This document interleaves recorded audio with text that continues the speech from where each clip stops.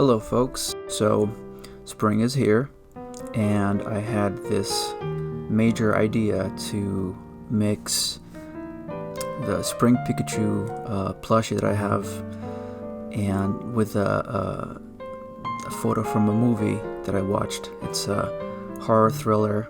Don't recommend watching it if you're not an adult, obviously. There's a lot of weird stuff in it, but we'll just go through the drawing process, the painting process of this piece, and along the way I'll explain a few things that I did and what made me decide on the coloring style and whatnot. So this Pikachu plushie was released a few years back. It was an Easter thing with Eevee as well, and it's a very cute Pikachu with pastel colors. It's got a flower crown on. And so suddenly it reminded me of the movie called Midsommar. And there's this photo of the main character with a huge crown of flowers. And also it has her body covered in a bunch of flowers. And I thought it'd be a very smart idea to mix the two. So as you can see here, I'm just doing the initial sketch.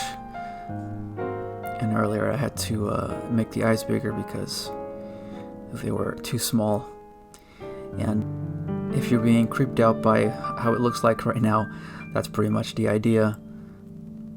But at the same time, I try not to make it too creepy because I feel like it's a bit of an obscure movie and most people won't really get it.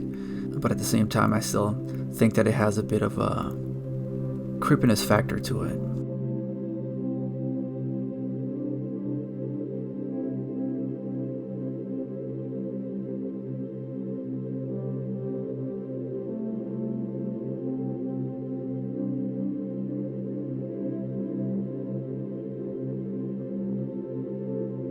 So here I'm just adding covering Pikachu's body with the mountain of flowers that, if you're familiar with the movie, you'll recognize this shot.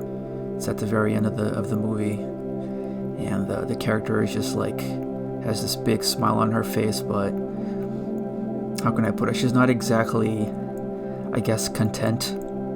At this point, she's psychologically broken. So, imagine a psychologically broken Pikachu smiling at you.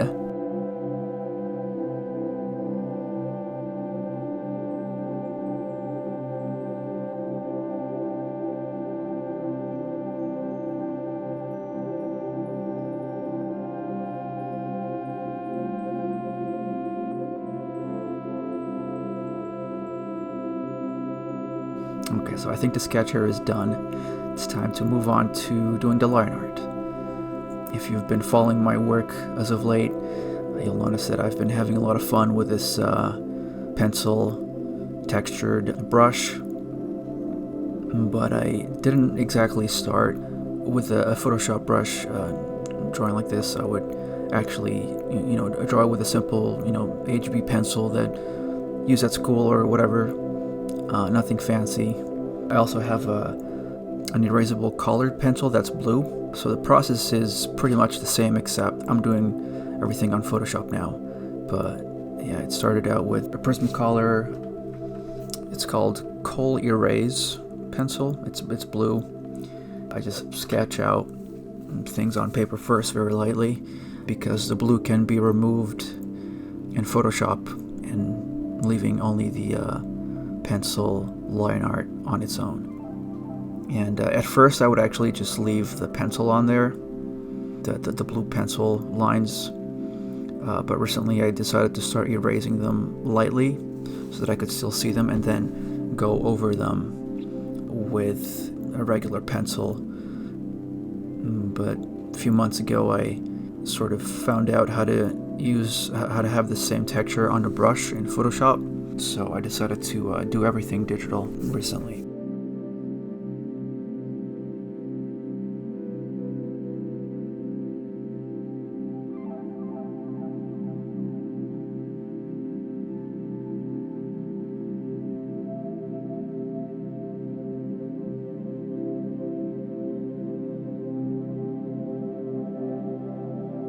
Alright, so now we're working here on the flower crown. Some of these flowers in this photo, this shot, it's a thing that happens quite often throughout the movie. There's a couple of very subtle effects where things get slightly distorted. It's hard to tell because the distortion is happening like very slowly, and it's very camouflage. For example, there's a shot of trees in the horizon and there's actually a human face on the trees, but it's very, very subtle. You'd have to pay attention to it to actually see it. And another one of the distortion things they would do is the flowers. Some of the flowers would have black centers, just pitch black, and those pitch black centers would actually be sort of like very slowly swirling, sort of like expanding and contracting, again very, very slowly, and that just adds to the sort of unsettling creepiness that the movie is trying to go for. And later on, when I color this piece, you'll see me coloring in some of the flowers, I think just 2 of them, with that pitch darkness in them.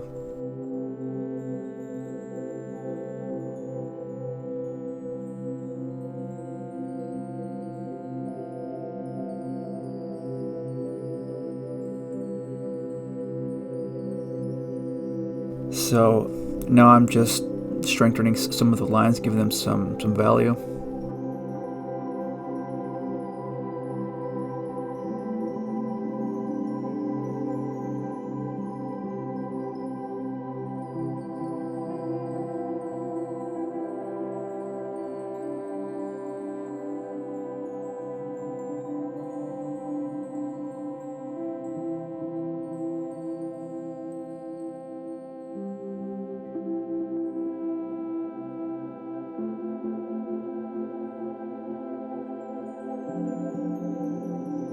And with that out of the way, let's start coloring. So for this, I wanted to give it a bit of watercolor painting sort of feel to it. I haven't quite been able to achieve that in Photoshop, but because to be honest, painting digitally is not one of my best skills.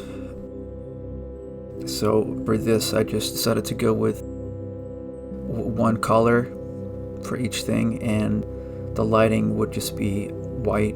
The Pikachu plushie actually has a bit of gentler yellow, more pastel looking, not as vibrant as this one, but I decided to go with something more vibrant because I wanted it to pop. And then when I get around to painting Pikachu's cheeks, the plushie actually has these soft pink cheeks. They're not like a defined circle, and this piece are actually going to be a little more defined than the actual plushie. I won't go any darker than pink. If this isn't creepy enough already with Pikachu's eyes just being blank and his face being colored. So basically I'm just using the color as shading.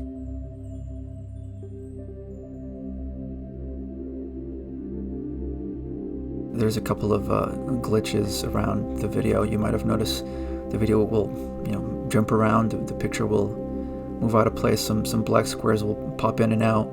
That's something that was happening during the recording of these videos for some reason. I think the version of Adobe CX6 that I'm using is very glitchy with the version of OS X that I have, 10 point something. It's not very compatible. In fact, I can't even open some of the Adobe Suite programs. That's how bad it is.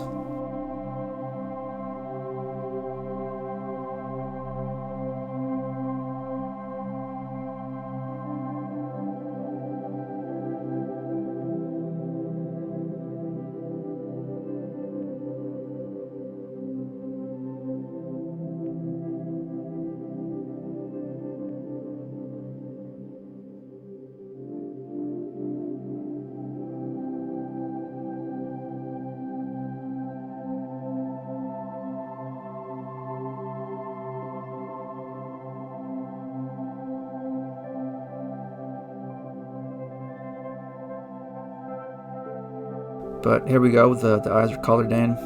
Added some light reflection so they wouldn't seem so deadpanned. I often have to hide and show the layers very quickly to remind myself where the colors are. Once in a while I change my tactics on that and just do one layer at a time. So I'll hide all the other layers and just show the one that I'm working on. But this is after I do color blocking. For this one, I decided not to do color blocking because I guess I didn't want to take as much time with it. Color blocking can be a little time consuming. Now on the flowers, you might be able to notice the watercolor paper texture to the paint. Almost seems like crayons, like it's being painted with crayons, and that's something that I've really been into lately, mostly since I started doing Pokemon Mystery Dungeon pieces. If you're familiar with the game and its art style, it's not as traditional looking as this one, but I just like to sort of amp that up a little bit more than the official artwork, because I just like that rough texture on the piece. It's very appealing. A fun fact about me is that I actually hate doing very detailed pieces, so this one was a bit of a nightmare, but since all the shapes are organic, it's a bit more bearable for me. And I think it's mostly because I don't want to go through the trouble of, painting every single little detail. That's something that it kind of annoys me. But I tried my best for this one, and I'm quite satisfied with how it came out.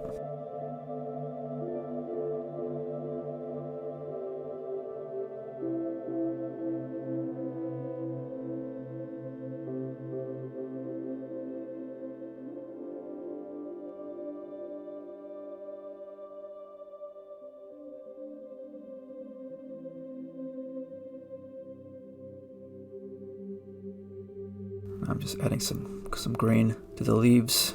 I was trying to make sure that I wasn't using the same green, the same shade of green for all the green parts, all the green plants.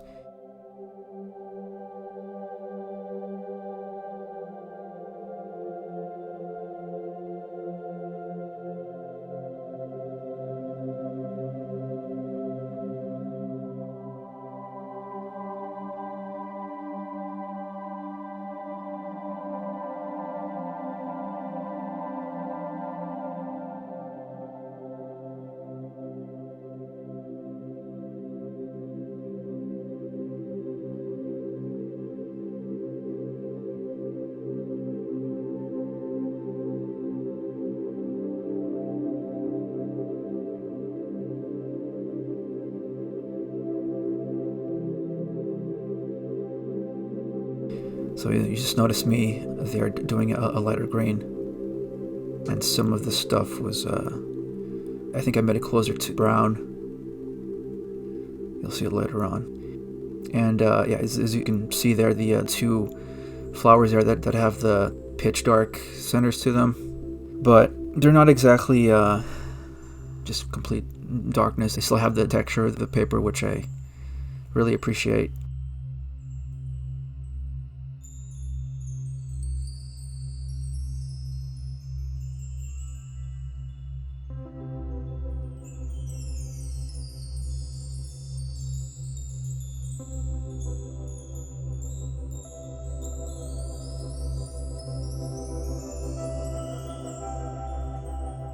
I had to move the cheek on the right there because it wasn't as close to the edge of the face as the other one. And then I had to go and expertly fix that up after moving the color as well. I forgot to do Pikachu's cheeks on a different layer, so ended up being on the same layer as the yellow. I try to keep the colors, each different color, separate from each other, so that when I'm doing some shading later on, I don't interfere with other colors next to it, or they bleed over or something.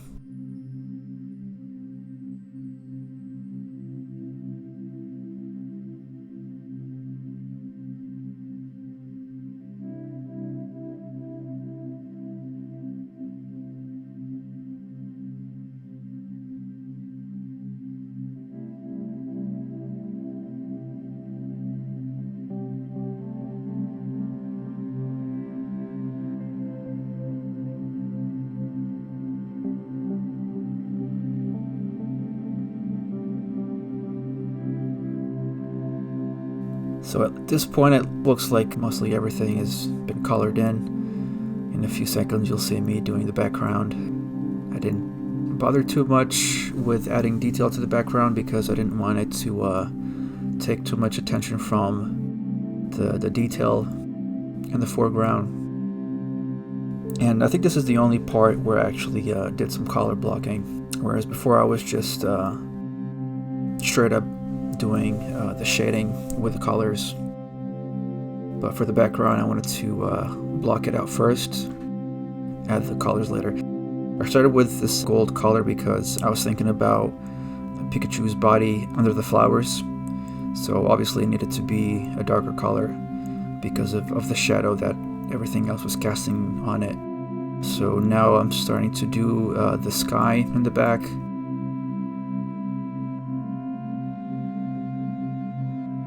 Start out with a sort of grayish blue, and then on top I go with a more vibrant sky blue, and eventually blend it in. Blend the two colors in with a lighter blue, something more towards white, so as to give that sort of horizon effect.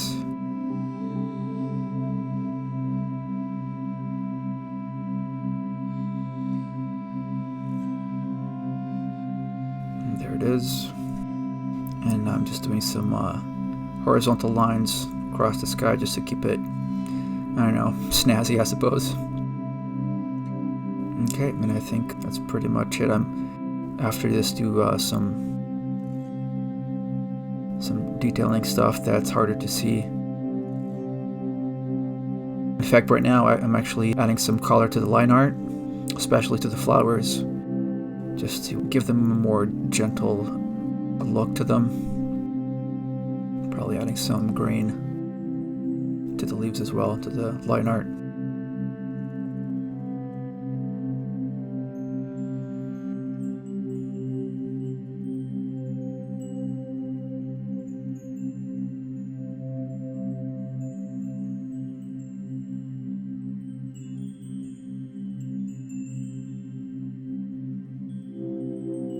Oh, and I guess I forgot to color in Pikachu's teeth. Well, I say color in, but really it's just adding shading, a little bit of blue on there. So yeah, that's pretty much it. Thanks for coming in and watching the video. This piece was really interesting to make. I usually don't color this way with this type of lighting, where I use the actual colors as shading. I'm sure that has an official name to it, but I just don't know it. But once again, thanks for watching the video. I'm hoping to do more of these in the future, especially with Pokemon Mystery Dungeon pieces I've been doing lately. Again, I'll just go through the process as well as I can to explain how I do things. Hope you enjoyed it. Subscribe to the channel and hit the little icon so you can be reminded when I upload things. I'll see you next time.